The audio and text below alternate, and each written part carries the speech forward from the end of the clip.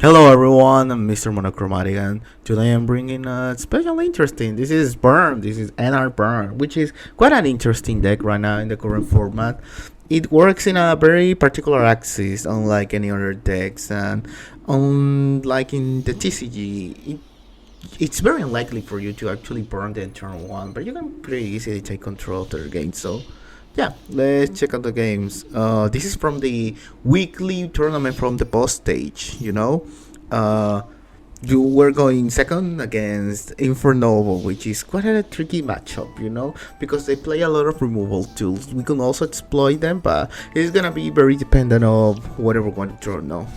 We just create some Fire Beast and Lusoa. These are pretty potent cards. These are our best burn engines that we had at the moment. We're gonna check directly. So right now the current state of NR, I believe that burn has a very solid place to compete in, unless you face versus TTD, but that's a different topic.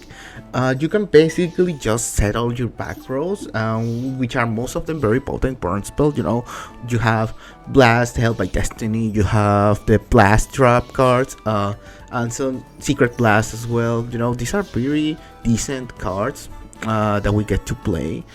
We can play some, and we can play in a different condition because we don't necessarily need to attack them directly. We just need to deal with enough burn damage.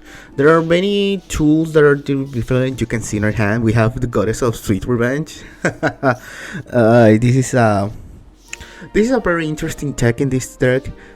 Basically, our deck doesn't really generate advantage. We just keep playing our cards. There's not a draw engine or a searching engine, and the draw spells in the format are really likely. So it's very possible that you're gonna find yourself in a position where you're just ending top decking.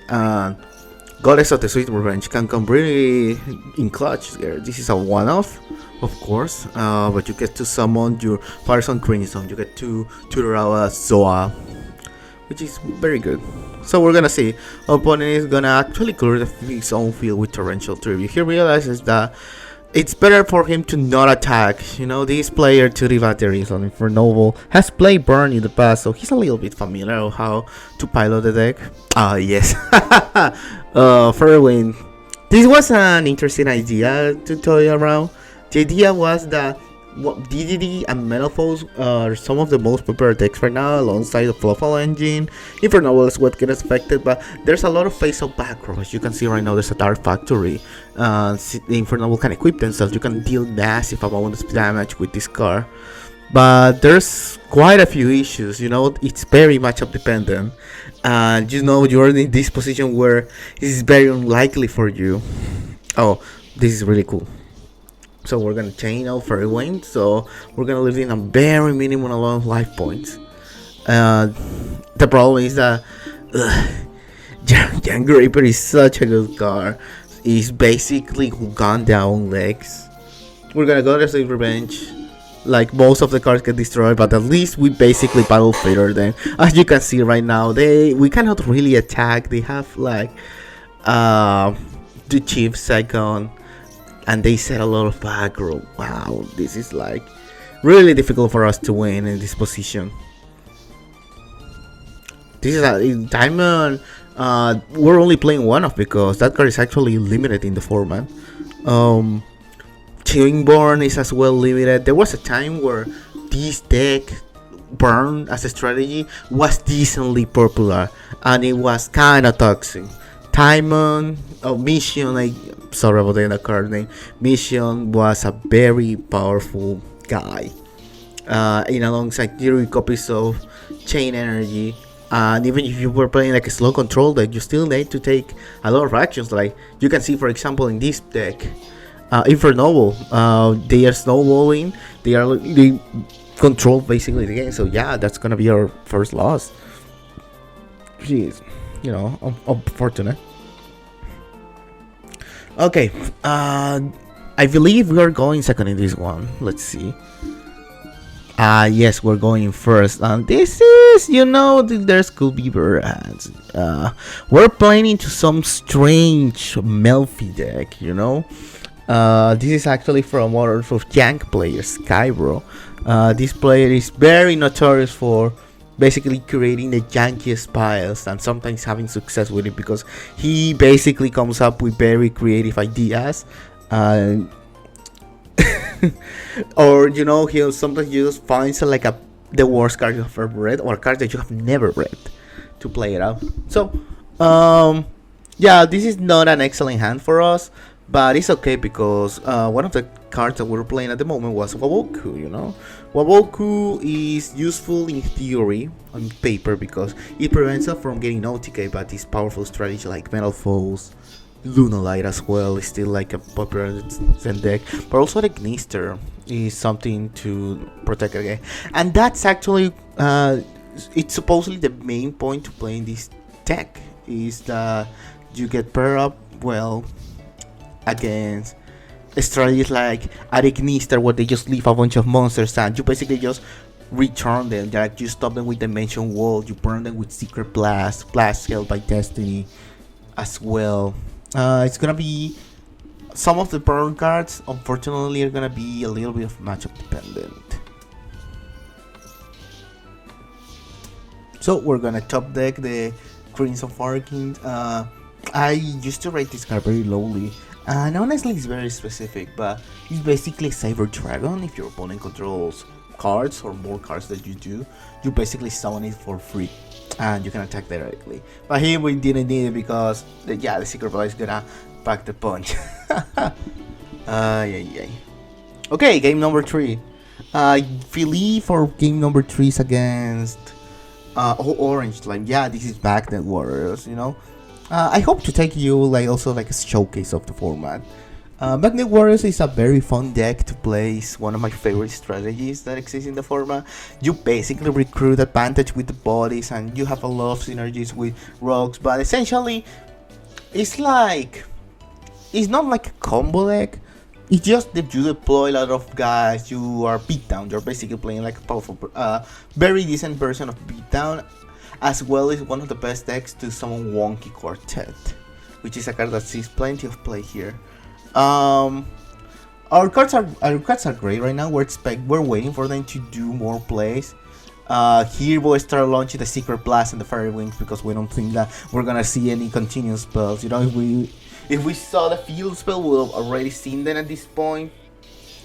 They're gonna summon Silvera basically. I don't remember fully the card, but it is a card that this deck only get access. It's basically another copy of Super Quant Blue Slayer, which is very popular in this format. Yeah, they just have the counter for us. The Giant Soldier basically stops them from taking effect damage, which is super problematic, The first version of this deck, which is the version I'm showcasing right now, is playing really low, really few ways to remove threats. So this is gonna be very dangerous. And yeah, I think this one I could have won. I basically put myself in annoying positions. For example, I could have changed Fairy Wing, but only for 300 damage. I don't think that would have been very much effective. So yeah, they're gonna square Sagas. I have Dimension Wall right now because there's no way you attack with a different order. The moment that you see Dimension Wall is the moment that which is this is one of the wrong parts about what about parts about Born. Okay, this is our last match.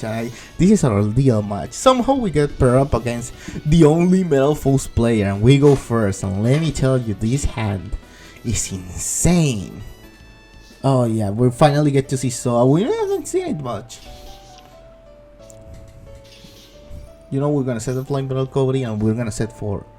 And this is basically everything you wanna do. We're gonna ring out such an ability, the Relinquished Lad. Well, Replica Lord. This card is very new to the format. It basically summons a Regenesis. It can or many different targets. You can summon Bishura from deck to bounce a card and have a Link 1 body. But yeah, right now you can see the Metal Flame Swordsman. It's Chain Energy on legs. It's not banned. I don't think it's ever gonna be banned realistically. But it's really powerful against these combo decks that cannot deal with it. And this is basically the ideal game with Burn. You want to take advantage of the family swordsman that they have to remove it, and then you just leave them with few amount of options that at this point, unless they have like a Ragnarok Gasoline Slapper 9, it's gonna be over. And even then, it's very dangerous to pop the back row, because you play a lot of back row pieces that deal damage to your opponent if they attempt to pop them. So yeah, we're gonna see Baleful Gear combinations. They're gonna set Pulka Cannon, they're gonna pedal some, they're gonna try to go directly, but they mention wall. Yeah. Yeah, really good for us. So overall, we went in a record of 2-2. I wouldn't lie, although this deck didn't do as good, I think it proved itself decently enough. This is not the version I will be moving forward. Well, like, I think a lot of the picks in here are inconsistent, like Fairy Wayne. We were playing one Glycapult because we want to see basically a lot of consistent cards.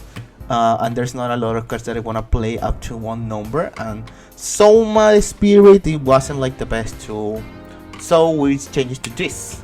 We're playing basically a more normal version of the deck. We're playing the Appliancers, which are really efficient tools to remove bodies, because we're always ending most of the time with a link 1. We can play the Trickstar Trap card, which is basically like unsummon Ring of Destruction. So we're basically playing a more competent version. This will be the version that we'll move forward on. So that's it, guys. Thank you once again for checking the video, and we'll see you soon. Peace.